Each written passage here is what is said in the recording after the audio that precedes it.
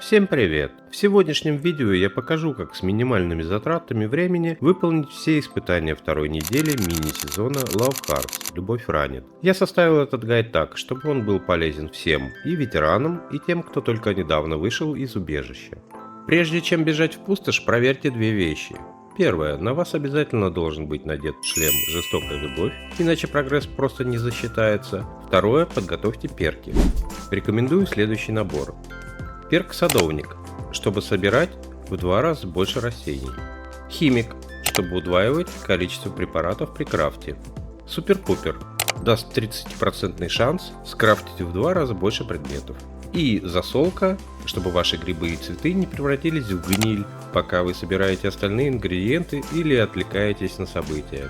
Если у вас завалялся журнал «Жизнь в глуши» номер 4, он даст еще 50% шанса на двойной сбор, но я покажу прохождение без него, чтобы гайд был честным для каждого. На этой неделе наш план такой: собрать по 20 антирадинов и стимуляторов, а также 30 мозга грибов, 20 огненных грибов и 20 цветков моркови. Из этих растений мы потом сделаем 10 пачек ментатов. Начнем с простого. Антирадины и стимуляторы подойдут как обычные, так и разбавленные версии. Вот 4 способа, как закрыть этот пункт. Первый.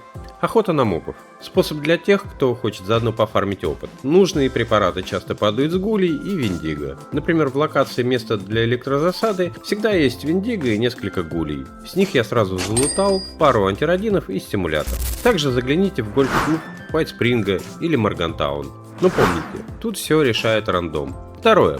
Покупка. Самый ленивый вариант. Просто летим на любую ЖД-станцию и проверяем ассортимент у роботов-торговцев или в медицинских автоматах. Покупаем. Третье. Для зажиточных крестьян. Если у вас есть или была подписка Fallout First, просто заберите запасы из своей бездонной аптечки. Засчитывается мгновенно. Четвертое. Крафт. Мой любимый умный способ. Если у вас есть очищенная вода, обычные стимуляторы и антирадины, сделайте из них разбавленные версии на химлаборатории. С перками Химик и Супер-Пупер вы закроете испытание, потратив минимум исходных ресурсов. Переходим к гербарию. Мозгогриб. Летим в Уайтспринг, служебный вход. Врагов нет, а грибов под ногами хоть завались. Как видите, на этой локации я набрал нужное количество грибов. Если вдруг не хватило, что вряд ли, заскочите в подвал ржавой кирки. Цветки моркови. Тут без вариантов, дворец извилистого пути. Просто забегайте во внутренний двор, там целые плантации.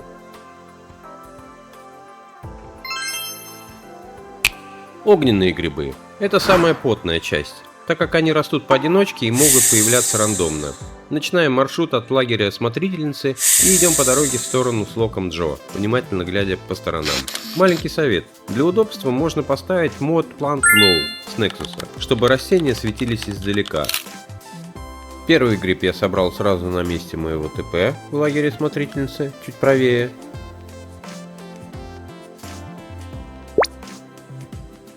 Второй гриб я обнаружил, поднявшись немного по склону.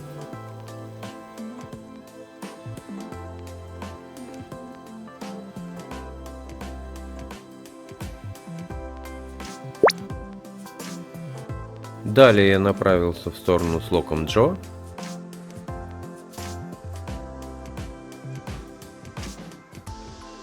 И около автобуса нашел еще гриб. Добежал до здания и справа обнаружил еще. Следующий гриб я нашел немного, пробежав в сторону лагеря смотрительницы. Здесь двухэтажный дом и сарай. Возле сарая растет гриб.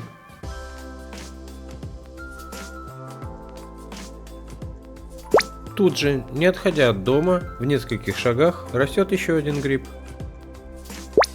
Через дорогу от дома мне попался еще.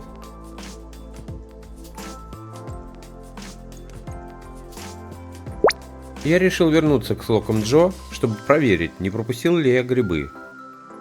И да, левее от разбитого грузовика, за камнем, есть еще один. И это последний гриб, который нужно было собрать.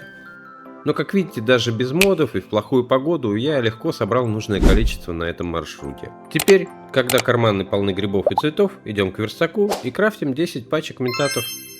Вот и все. Все испытания второй недели выполнены.